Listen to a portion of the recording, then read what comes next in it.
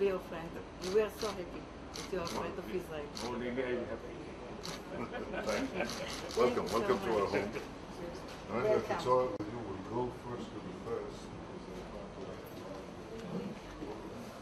Come back. Do the signing in if it's all right with you. So can you?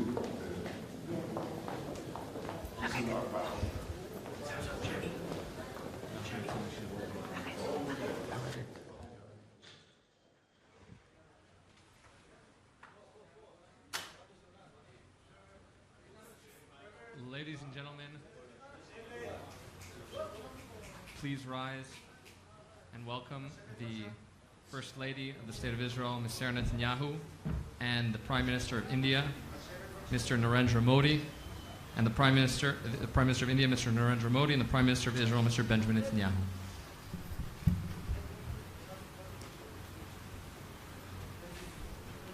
Thank you. Welcome to Jerusalem, my friend, Prime Minister of India, Narendra Modi. You know, you've only been here a few hours, and you've already visited Yad Vashem. You paid your respects at the tomb of the founder of our national movement, Theodore Herzl, and you've seen some of Israel's cutting-edge technology. We went to a greenhouse on a warm day. Believe me, it was a warm reception. So you've had a glimpse of our painful past, but also of our promising future, and we're very excited to host you here. We have a great admiration for the people of India. I told you about my late uncle, Professor Elisha Netanyahu, was a mathematician at the Israel Institute of Technology, and he told me many times about his admiration for the great Indian mathematician Ramanujan. He said he was the greatest mathematician of the 20th century, but he said he was perhaps the greatest mathematician in many, many centuries. And this symbolizes the talents of the people of India, as we know we have the talents of the people of Israel. And we believe in this partnership of talent.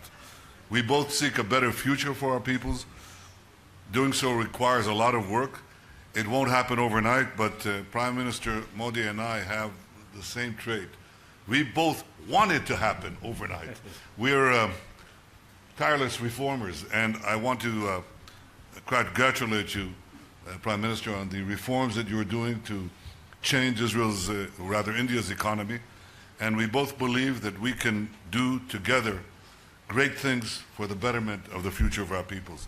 I have to confess to you that I've been inspired by Prime Minister Modi's enthusiasm for yoga to begin. He said to me, you can start at a low level, choose your level. So I'm starting at a low level, and here's what we're going to do. When I do a relaxing Talasana pose, and in the morning, I'll turn my head to the right. India is the first democracy that I'll see. And when Prime Minister Modi does a relaxing pose of Vasishtasana, and he turns his head to the left, Israel is the first democracy that you can see. So in fact, we have India and Israel are two sister democracies. In fact, together we account for about 20% of the world's population. But although we are unequal in size, we're equal in spirit. We believe we can accomplish great things. We have accomplished great things, and we have many, many more opportunities to seize together in the future. But I have to say that we also face common challenges, and the first of it is to defeat the forces of terror that rampage through the world and threaten both our countries. So we must stand together in this battle, much as we work together to perfect the future. Prime Minister, we share a bond of democracy and creativity, a deep respect for the past, a boundless optimism for the future. And it's in this spirit, my friend Narendra, in this spirit of close cooperation and deepest friendship, that I welcome you here to our home in Jerusalem. Welcome, friend. Thank you.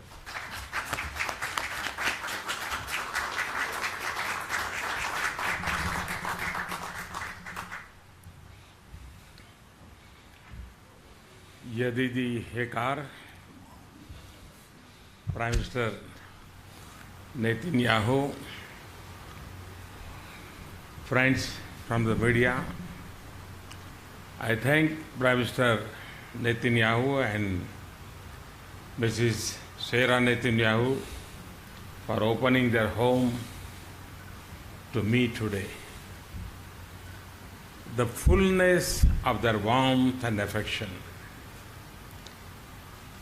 has evoked a feeling of home away from home.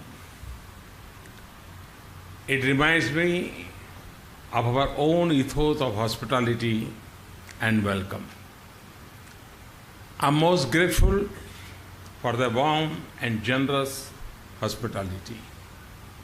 Friends, just a short while back, I laid wreath at Yad Vashem Memorial Museum to remember and honor over 6 million Jewish lives that were lost in the horror of the Holocaust. Yad Vashem is a reminder of the unspeakable evil inflicted generations ago.